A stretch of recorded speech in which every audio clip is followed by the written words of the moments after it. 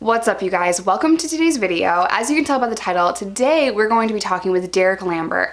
I really like him. I think he's a very cool guy. He also has a channel here on YouTube, and I will link that in the description box down below.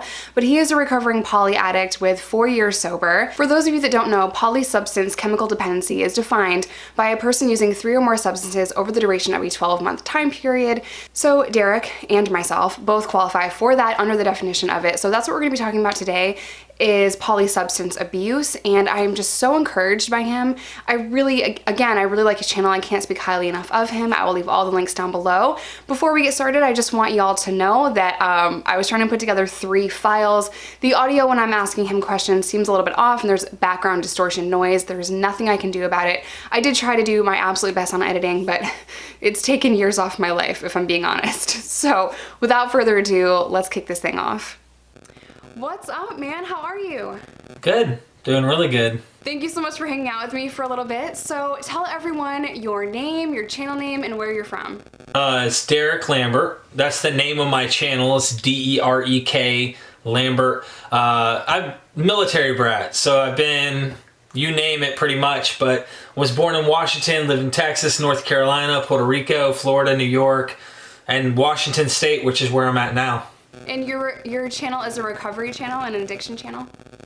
It is. It's like, it's more of like a vlog. So like, I'll tell you like this. I don't want to rabbit trail too much, but I was laying on a couch 5 days off of heroin, and I was completely vulnerable. Like, I was desperate, and I was watching YouTube videos, and I remember seeing this guy, and he was like smoking a blunt, and he's sitting there talking about how he's coming off heroin, and he's smoking a blunt. He's like, man, this sucks. And I watched another video where he still smoked, but he progressively was getting better. And I saw him at 30 days, and he glowed. Like, the guy had literally a shining face. And I told myself, if I could just get to 30 days, please. I mean, I was so desperate. And I laid on that couch, and there was nobody there to talk to.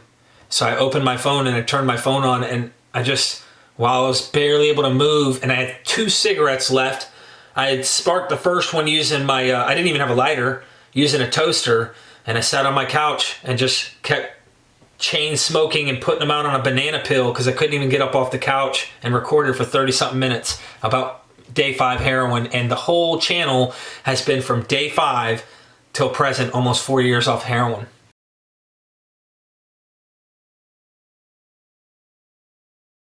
Ooh. I think it was like, if I were to give you my own personal opinion, because there's always like professionals say there's genetics, some say it's a disease, some say it's a choice. I can't say it's one or the other completely. My father's a Green Beret in the Special Forces. He just retired. And so I had this like military go-getter complex. Like, you've seen at CG Kids channel, if you've seen that, where I was talking about my steroid addiction and this and that. I was stupid, but when I was young, my dad always drank vodka, and it became an issue to where he legitimately is an alcoholic, like on a whole nother level. And I remember him, you know, we're just boys. Here's some condoms, here's some Playboys, here's some beer, be smart, go have fun. And I remember the first time I actually got a buzz, I felt like I was complete. I never felt complete. Like, my entire life, I always felt like I was missing something. And when I took a double shot of tequila for the first time, I felt like, I don't know, in heaven. And it started with wanting to escape the reality of, I think, the verbal abuse between my mom and dad. I think. That's my opinion. So I don't know definitively. Yeah.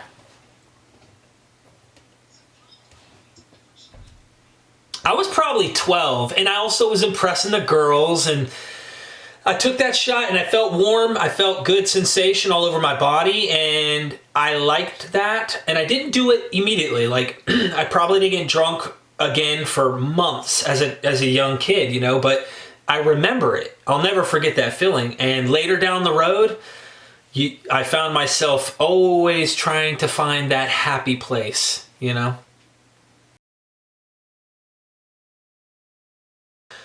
Well, I didn't start heroin until later. I would go back, just to backtrack to a point where I had a headache. I was already doing the scene with the kids, rolling on ecstasy.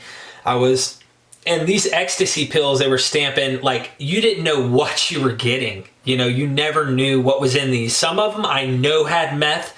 Some of them for a fact had cocaine, and some of them I wonder if there was heroin in them because the way they made me feel. Everything was like a different feeling. And of course they'd mixed MDMA and stuff. And around that time I met my what is now my wife, and her mother was addicted to painkillers, but I knew a guy who could sell them. I never gave two hoots about them. I never even thought they were good. And she would give us money and we'd go get straight, get some money out of it. I had a headache one day and I said, do you have anything for like a headache? It was bad. She handed me a Percocet 5, off to the races. It was magic. I mean, it really took me to a place that I wanted to go, that same place. The difference was I didn't have the same hangover effect and I didn't have to act belligerent. I could keep my mind, my faculties were under control, and yet the only problem was this right here was itching. I was always like, hey, so, and it progressed over the next 7-8 years. I ended up in detox, all that kind of stuff, and then ended up sniffing heroin. And I was in a desperate place to even begin doing that because I had high morals and I was like, I knew I would never, ever do it. But I did it, Jess. I don't know why, but I did it.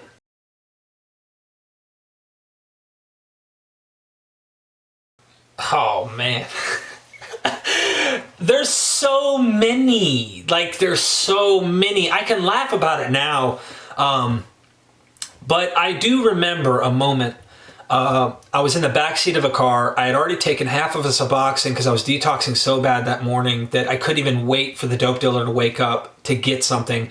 And it was already putting me into this precipitated withdrawal because I took it too soon.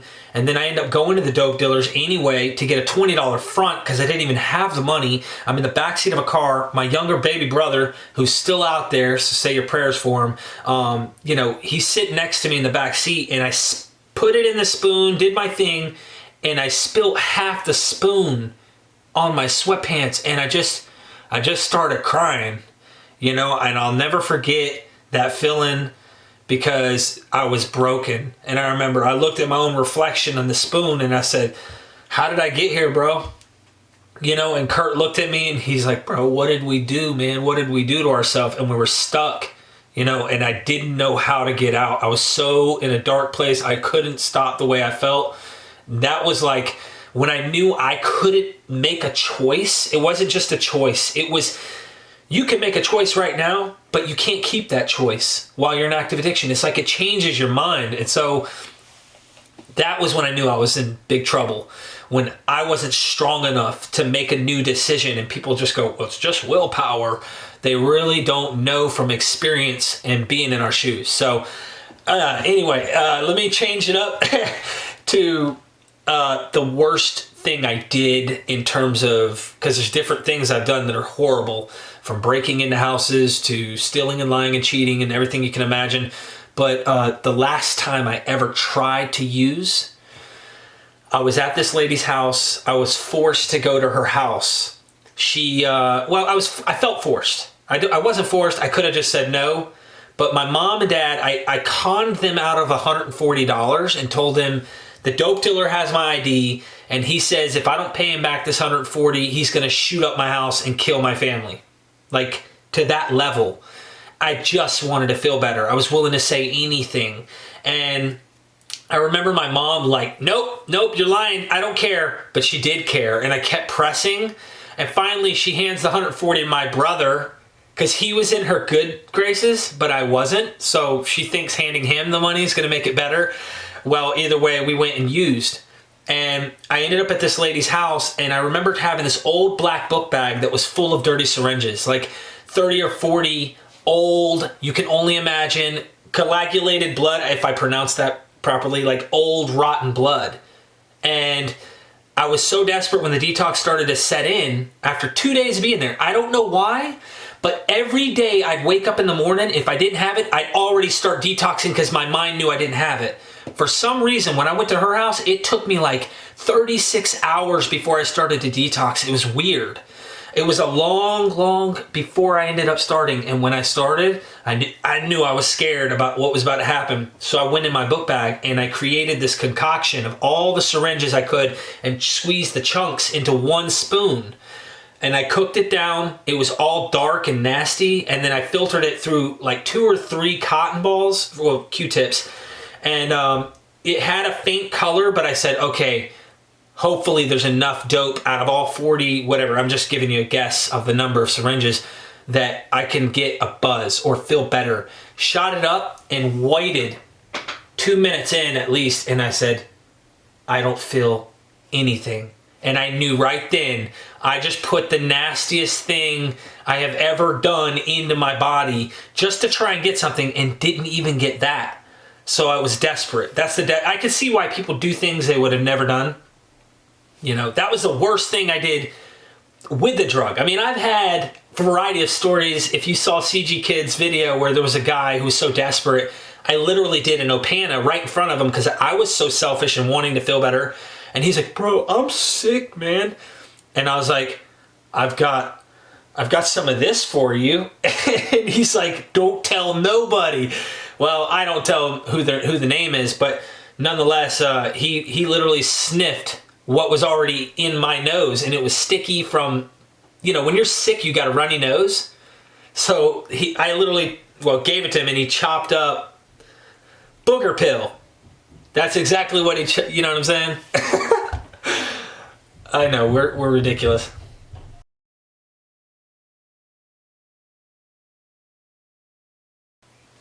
Okay, like, to me, it was like I was getting tired. I was getting tired of like this run. I didn't like, my love was the drug.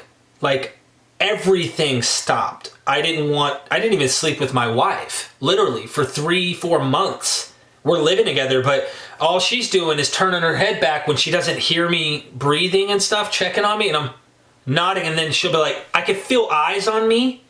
Like I felt like she was looking on me, and then I look and I go, I'm just tired, don't worry, I'm okay. And she would cry nights after nights after nights, knowing, because I tried to hide the heroin from her, and she finally saw dots on my veins and knew when it started happening. Once she knew, and I knew she knew, I stopped hiding it. I mean, I hid the stuff because I had children, but I stopped hiding it. It was to the point where it was like, she knows, so she's just gonna have to accept it. And then she kicked me out eventually, and I was living on couches. It got really old really quick because there wasn't, I mean, yeah, there was worse I could have gone, but I felt at a point where, okay, I just want to get everyone off my back. I want to be back in my house. I want my parents to stop hating me, because when you're an addict, you think they hate you. Like, you think mom and dad hate me, my brother or my wife, they hate you, right? They really don't hate you. They really do not hate you. They actually love you so much it hurts them. And then therefore they put off an anger, and they don't know how to cope with that and speak your language so that you know they don't hate you. I felt like they hated me, and I just wanted them to love me again. That's all I wanted. And I still wanted my queen, heroin. I wanted my baby. And I wasn't going to let her go, but I said, you know what? I'm just take a break for a second. Let me go over here and get everyone off my back, and I'll come right back to you. And while I was at her house, crazy stuff happened, Jess. I mean, like, it's weird. It was a weird situation, almost like coincidences happening. The universe was talking, it seemed. It was really weird. And even if that was trauma in my own mind making it up, or if it was something supernatural, whatever, it was something I had to latch onto for my own safety. And my mind began to change to a point where I was able to latch on to life and give it a chance. And I did. And today I'm here.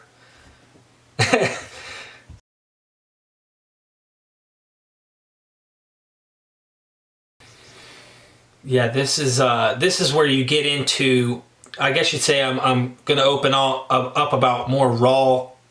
This is more personal stuff. So my trigger is not heroin anymore. It's not the drug that sent me out. My trigger can be the things and the behaviors that lead in that direction. So I'm far past, like, heroin is way on a shelf far away from me. But that behavior of not telling the truth, hiding secrets, that stuff can start to just creep in and make me start to feel uneasy. And usually, I know this is subjective, and I don't know if this works for everybody who has recovery, but I get this gut feeling when I know I'm not doing something that my own conscience is saying is right or wrong. And when that gut is literally, like, sometimes I go against it, but I know it's not like, hey, stop, red lights. Like, it will tell me when I know I have majorly fucked up, and I listen to it before I go, because if I cross that line, I know how to trick myself. I know how to tell myself a story and believe my own lie, and then there I am stuck. So I know not to go past that line. None of us do everything perfect all the time, and that's what I do. So anger, like, I've been through some situations, some of them I can't say because it might harm other people, that, like, I felt so desperate I couldn't eat for 5 days in recovery. And I was, like, at the brink of not knowing what to do next. And I went and sought medical help, medical professional counseling. And I took that step, and it saved my ass, because there's no telling where I would have been if I didn't. On that note, it's, for me, my biggest trigger, since you asked me that and it just resonated with me, was control. I like to have control, and if I don't, oh, my whole world is falling apart. And, like, that was the biggest thing when I went to the counselors. They're like, you just don't like that you're not in control. And I didn't. Who does, And I had to learn to swallow. Some things are out of my control, and that's just life,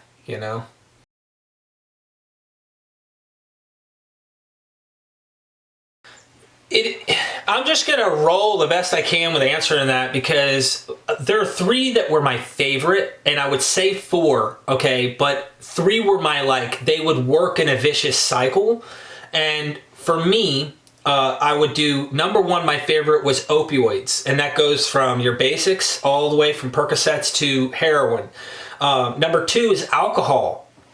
Some people looking in just can't get why people could get addicted to alcohol. I didn't, even though it's a downer, just like painkillers, I got energy. I would get itchy, runny, like, ooh, I got, like, this happiness and I'd want to go. Whereas most people are like, I'm tired, I want to lay down.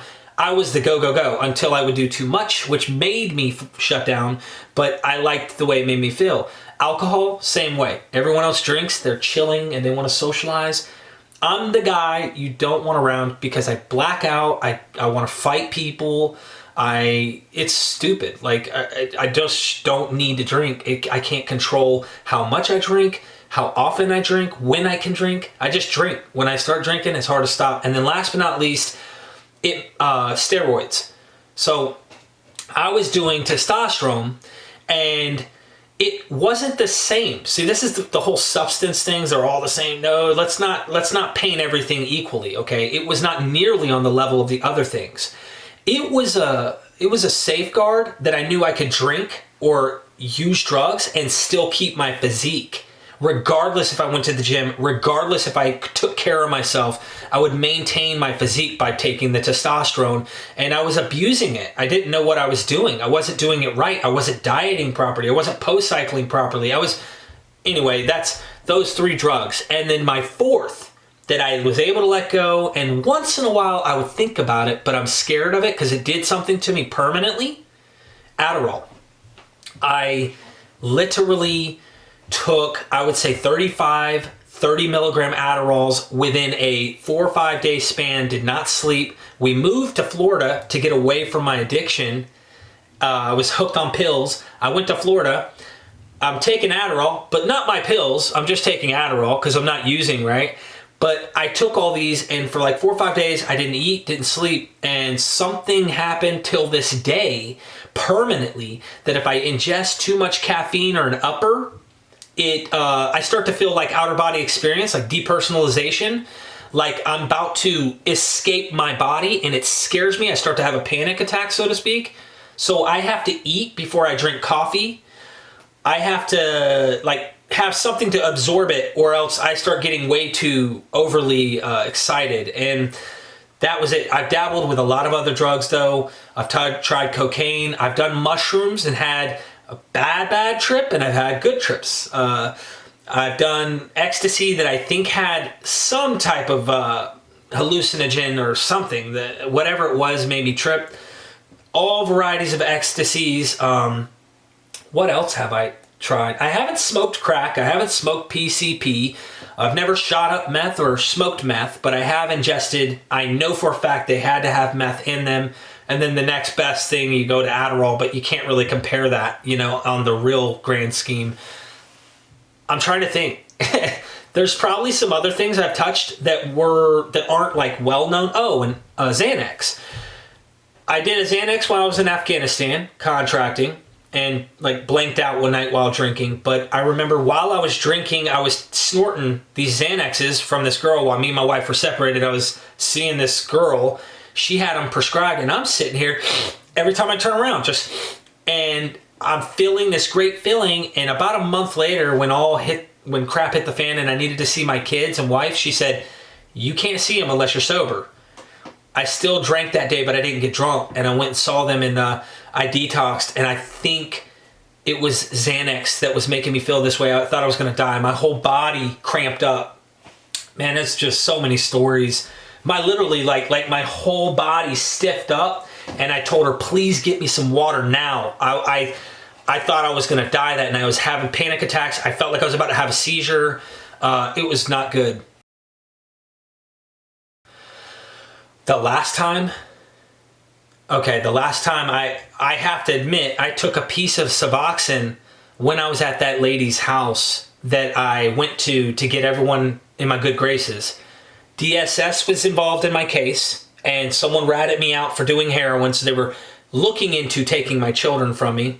I had a parole officer who was doing urinalysis every time I'd have to go in there. Everything was falling apart. And so I started detoxing after I did that shot of all that old blood, and nothing happened. I was desperate. I was starting to get really clammy. I knew I was about to like go into full-blown withdrawal, but I took my Suboxone too early, and I went into precipitated withdrawal at her house. Oh man. Okay, this is hard to describe, so I'm going to try my best to give you details.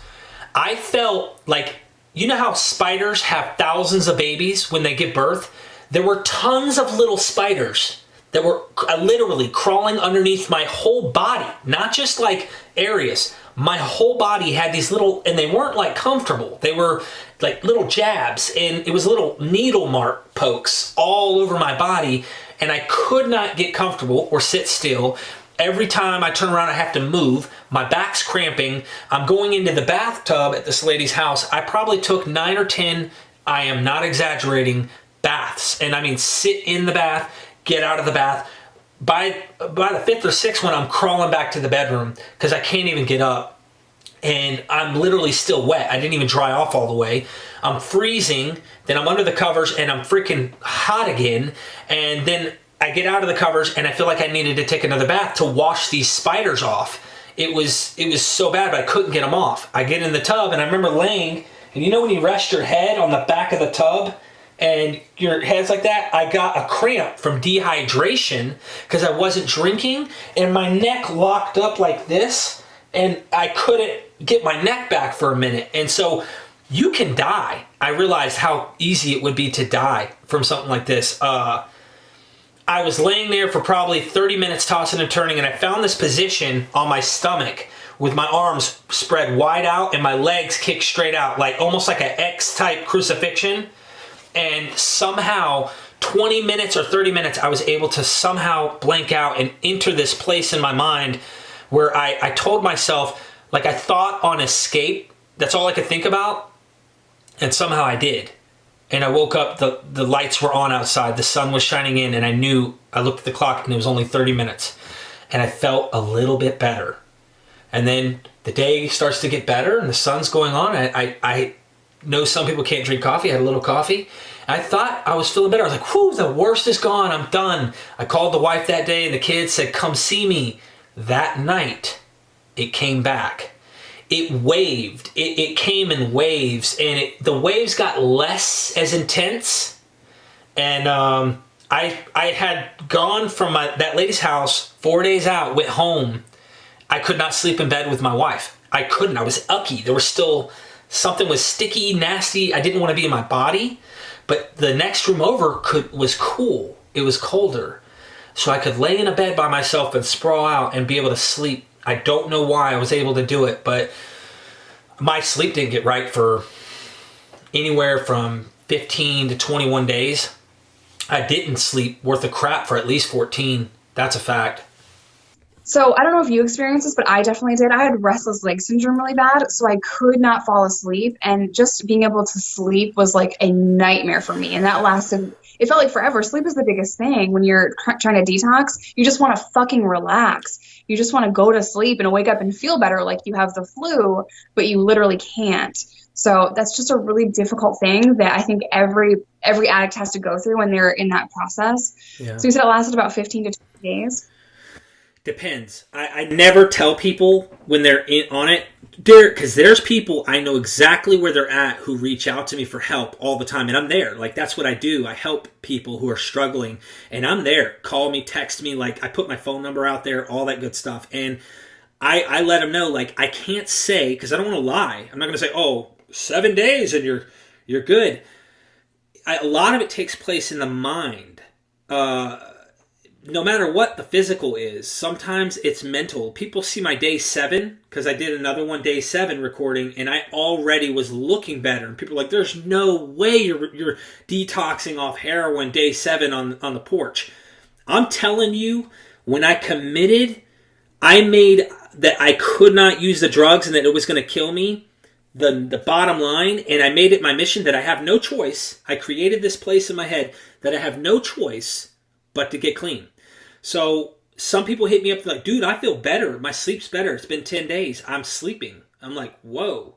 Some people are like, it's 22 days. And is this ever going to get better? And I'm like, it will get better. That I do know. If you stick it out, it will get better. I can guarantee you. I can't say when your body is going to do it, but it will happen. A lot of people who've been on my channel have watched, and they're like, is this one of those like 12-step, Nazis who's trying to tell everybody how they need to get clean? I am not that guy. I am not that guy. I'm telling you. I'm going to tell you what I did, and that's it. Like, what I did. I am against standing there telling people who's in recovery and who's not because they're trying to better their life and they have to do something else than what they've been doing. I am the guy who wants to hold those people and say, you know what, I love you and I'm proud of you. You got off the streets. That's a number one step. Eventually you can work on getting the other stuff taken care of. Do I think it's a good idea, though, to go to maintenance for the rest of your life? I'm not going to be the judge of that. If you think that you really were going to go back on the streets, I'd rather you spend the rest of your life going to the maintenance way than end up with a needle in your arm like I was. There's nothing worse to me than being stuck out there doing that. Like I said, I don't even tell people you need to go to a 12-step program. I legitimately encourage, though, that they do get involved in some type of program. Whether you're a faith-based person, go to a faith-based program. If you're not and you're an atheist or an agnostic, they have smart recovery programs. They have Red Road. They have 12-step NAAA, whatever. But the number one thing, and there was a gentleman who spoke on this, everything we know about addiction is wrong. You can look it up on YouTube. And he talks about It's a TED Talk? Yes, TED Talk, and it's went viral. One thing I connected with over everything he said is people need people. And they need people who want what's best for them. And for some weird reason, you're an addict, I'm an addict. Two addicts get together and want the same thing, somehow get the same thing. You said a post very well the other day. You said something like, people who think they can't succeed and people who think they can are both usually right. That's true. you know, when you have people who help you, so when your mind changes or it wants to go, someone's behind you going, nah, I got you, bro.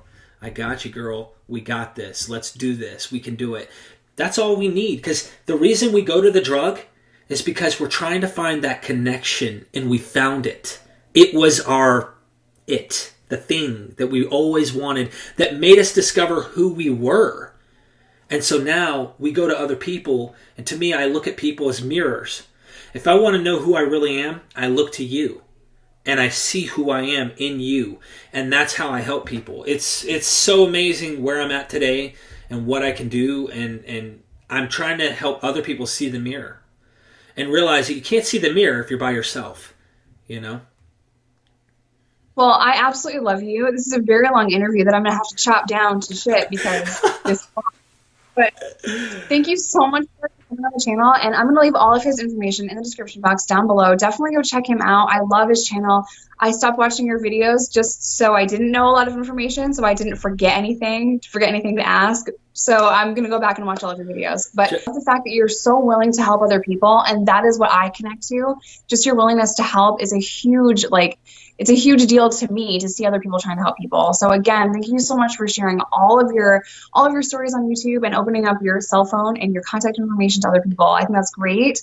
So make sure you subscribe to Derrick. I absolutely love him. He's amazing. And we're going to end the video here. Is there anything else you want to say before I kick you off my channel? I like that. I want to say thank you, and you're an inspiration. I loved your interview with CG Kid. Everything that you're doing, I mean, you're showing the raw. Some of it's ugly.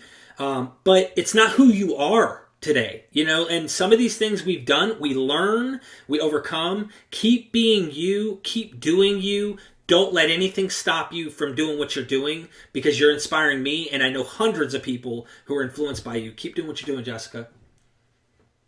All right. Thank you so much, man. Have a good night. Bye, you guys. You too.